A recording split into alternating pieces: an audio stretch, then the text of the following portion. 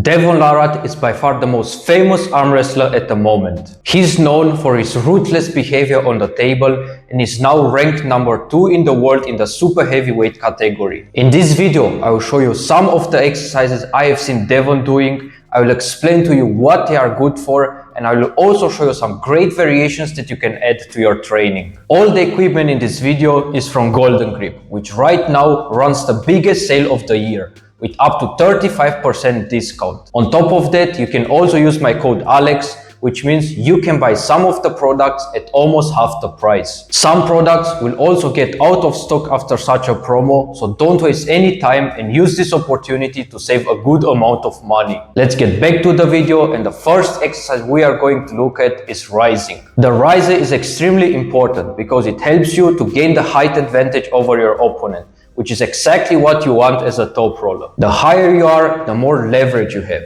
which means your opponent has to use much more power in order to contain you. You can train your riser from the floor while sitting down, or if you have a table and a pulley, you can do it at the table. There are many different ways to grab the belt for rising exercises. The most basic variation is where you just grab the belt in your hand. Another variation is to make the belt go through your wrist and then over your knuckles. And the last one is how DEVON has been doing it lately, where you go through the bottom part of your wrist and then over your knuckles. All three variations work extremely well. Just do the one that feels most natural to you. Also, keep in mind that the first variation, where you just grab the belt, is by far the hardest one.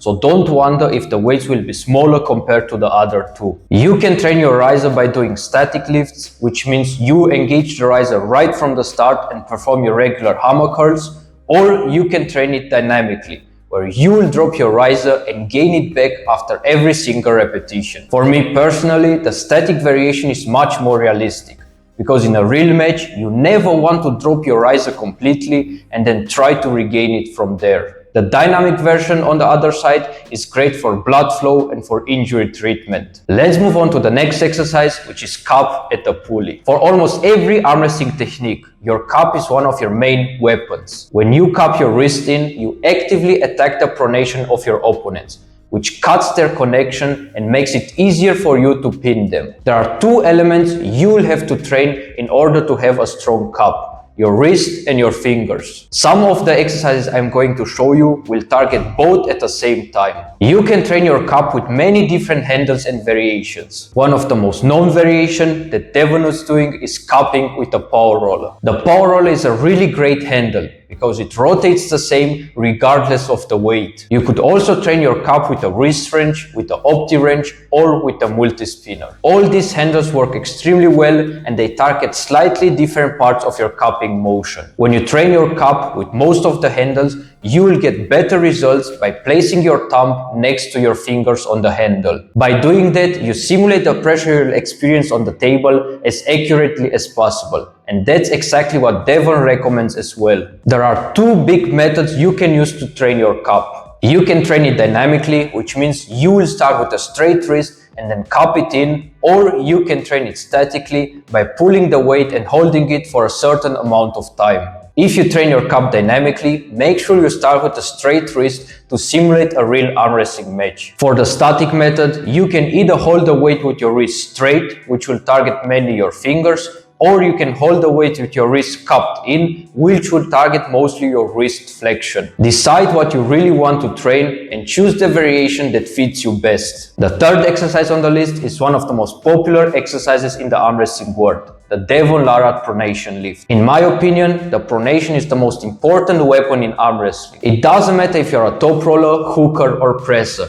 You are a much more effective arm wrestler if you have a strong pronation. By actively pronating, you attack your opponent's wrist, and most of the arm wrestlers become much weaker once they lose the wrist, which makes it easier for you to pin them. There are two big variations you can do for this exercise. You can lift the weight up from the floor, or you can train it at the pulley. If you do the table version, make sure you have a 90-degree angle between your forearm and the rope, before you start lifting the weight. For the other variation, make sure your forearm is parallel to the floor and your arm is at a 90-degree angle. The mistake most arm wrestlers do when they perform this lift is not maintaining the pronator. The whole idea of this lift is that your pronator must be engaged throughout the entire movement, which is also exactly what Devon does. If your pronator opens up even a little bit, the lift is failed. Put your ego aside and start to train this exercise properly if you want to get the best results out of it. Even though this exercise is great, it has one major problem. When you do it like this, you won't have maximum pressure on the pronator right from the start. That means for some arm wrestlers, the arm strength will be the limiting factor and not the pronation. To fix this, all you have to do is to put some sort of material between your hand and the rope. By doing that, you'll have maximum pressure on your pronator right from the start. You could also perform this variation statically, where you just pick the weight and hold it statically for 5 seconds. The next exercise on the list is an accessory exercise, and that is pronation by kicking back your supination. You have to understand, your hand can apply the pronation from 2 different points. First is by pronating the thumb, and second is by kicking back your supination. It is very important to include this exercise to your pronation training,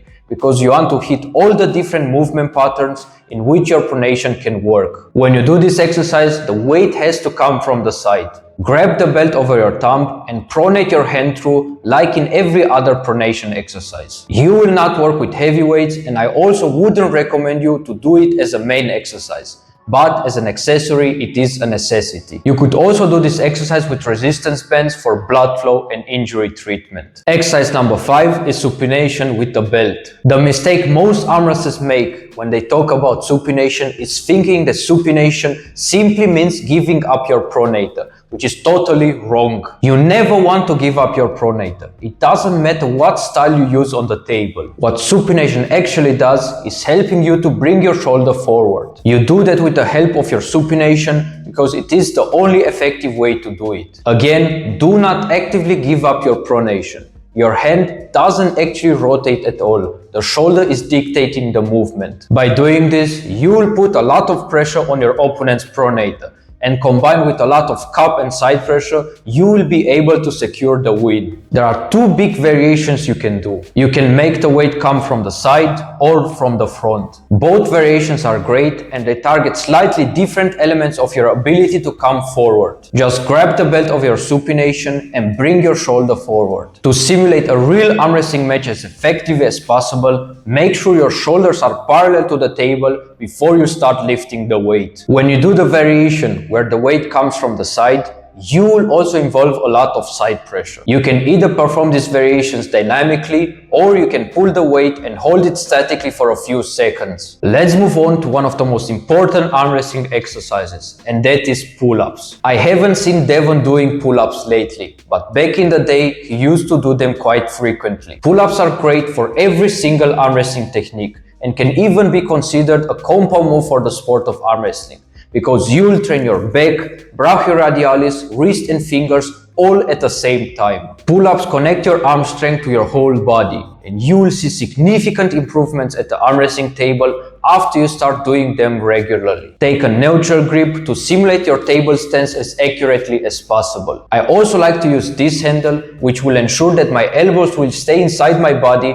just like on the table. The stress on your shoulders is also reduced when you do it like this. I also recommend you to do partial pull-ups, because this is the angle that you will need in a real arm wrestling match. But of course, you could also do full range of motion pull-ups to build some general strength. And the last exercise on the list is stick barbell lifts. This is another exercise he used to do back in the day. It is very similar to the cup at the pulley, which we already covered a moment ago. The big advantage of this exercise is that you can do it in any commercial gym. All you need is a barbell and the normal gym power rack. Most gym barbells are not thick enough to target your wrist and fingers properly, and you can fix that by using fat grips. If you don't have fat grips, take a piece of an old towel, wrap it around the barbell a few times, and there you have your fat grip. You can train this movement using either one hand or both hands. When you do it with both hands, you will train them equally. If one of your hands is much stronger than the other, Training both hands at the same time will even out some of the imbalances. Another great variation which is very similar is the power roller lift from the floor. The big difference is that the power roller will start rotating after you pick the weight up, which makes the lift much harder. All these variations work extremely well and they will improve your wrist significantly. This was a complete breakdown of some of the exercises that I've seen Devon doing. If you have any questions, write it down in the comment section below and tell me which of these exercises you are doing and how much they improved your performance. You can now also become a member on this channel, which will give you huge benefits, so make sure to check it out. Use this upcoming opportunity to save a lot of money on everything you buy from Golden Grip and keep your eyes on this channel. Great stuff is coming.